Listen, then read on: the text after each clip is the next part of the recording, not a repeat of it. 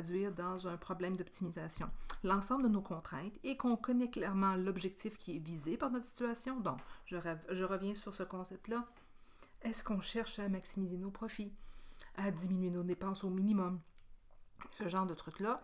Donc, dès qu'on aura ciblé ce qu'on veut trouver comme meilleure solution pour nous, on devra trouver cette solution-là. Maintenant, cette solution-là peut correspondre, on l'avait vu dans la capsule 2.5, à une valeur maximum ou minimum. Maintenant, cette valeur-là, elle va s'obtenir d'une façon très simple. On va aller évaluer chacun des sommets de notre polygone de contrainte à l'aide de notre règle à optimiser, donc de notre fonction objectif. Mais il est essentiel pour que vous puissiez faire ça, que vous ayez vu et compris, bien sûr, la capsule 2.5.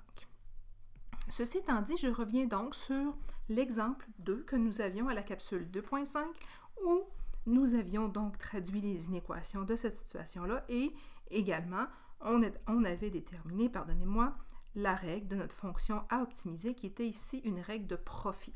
Alors, on fabriquait des masques de protection faciaux pour hommes et pour femmes. On voulait ici réaliser un profit maximal. Maintenant, si j'utilise ces inéquations-là, et si j'allais représenter chacune de ces inéquations-là dans le graphique, j'aurais la représentation suivante. Mais je vous invite à mettre la capsule actuelle sur pause si vous n'avez pas vu la capsule 2.5 pour aller la visionner et pour ensuite comprendre d'où sortent mes inéquations. Maintenant, allons-y. Nous avons donc deux inéquations principales, en plus des inéquations de non-négativité qui sont x plus grand ou égal à 0, y plus grand ou égal à 0. Donc, on se trouve dans le premier cadran et le nombre de masques pour femmes et le nombre de masques pour hommes peut être géré à l'aide de nos inéquations.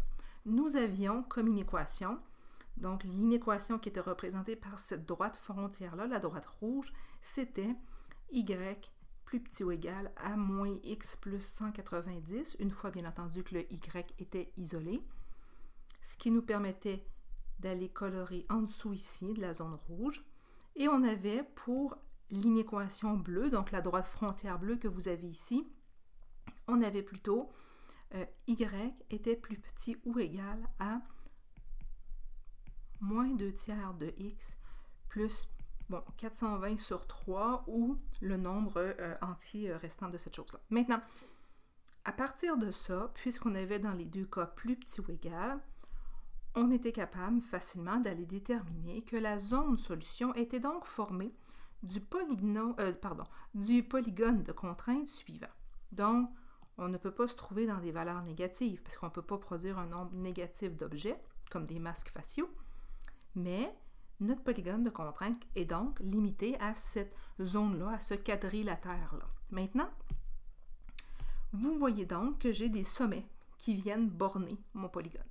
J'ai également, bien entendu, le sommet D ici, 0, 0, qui fait partie de mon polygone, mais ça veut dire que je ne produis aucun masque.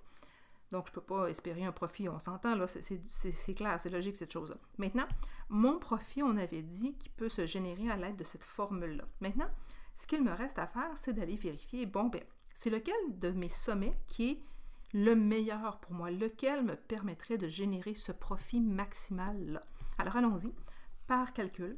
Donc, si je prends le sommet A, qui est le sommet 0,140, et que je le teste, je pourrais calculer mon profit en faisant le calcul suivant.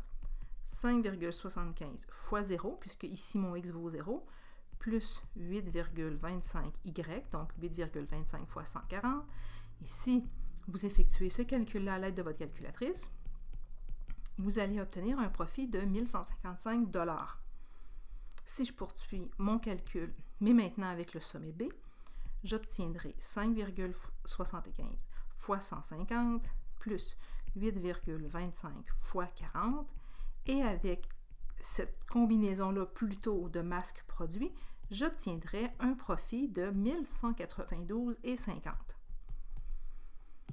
Pour terminer, si j'essaie maintenant le sommet C de mon polygone, mon profit que j'obtiendrai ici, donc 5,75 fois 190 plus 8,25 fois 0, j'obtiendrai 1092,50 $. Je répète, le sommet D est aussi un sommet de mon polygone, mais bien entendu, ici, on s'entend qu'avec cette combinaison-là de masques produites, c'est-à-dire aucun masque, là, ben j'ai 0 de profit. C'est quand même un sommet de mon polygone, mais c'est pas lui qui est intéressant. Nous, ce qu'on cherche, c'est le sommet qui génère le profit maximal. Eh bien ici, le profit maximal est de 1192,50. Donc, B est notre solution avantageuse. Notre solution à nous, ce serait donc de produire 1150 masques pour femmes et 40 masques pour hommes. À ce moment-là, on pourrait à chaque jour espérer notre profit maximal. Et c'est ça la solution avantageuse, c'est celle qui remplit notre objectif qu'on s'était fixé.